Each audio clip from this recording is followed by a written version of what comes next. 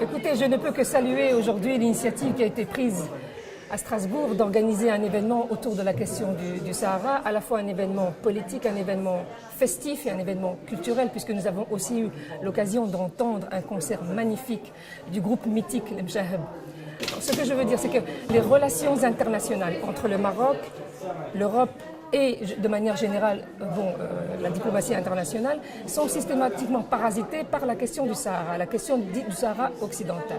Alors évidemment, le Polisario et les instances algériennes arrivent systématiquement à intégrer cette dimension du Sahara occidental, quel que soit le domaine, qu'il s'agisse du domaine de la pêche, qu'il s'agisse de la question des relations de l'accord de libre-échange actuellement donc en cours de négociation.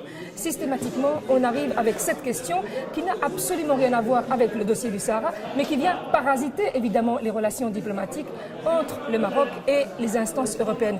Je vous donne un exemple. Il y a actuellement au Parlement européen un rapport sur la situation des droits de l'homme au Sahel.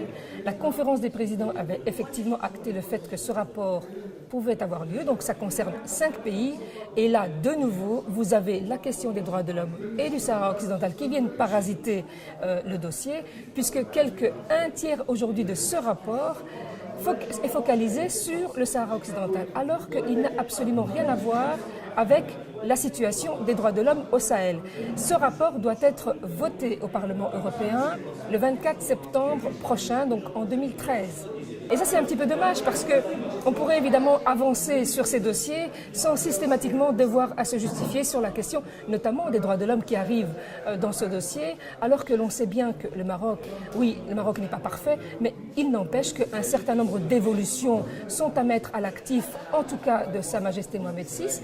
Et je pense que sur ce dossier, le Maroc est sur une bonne voie.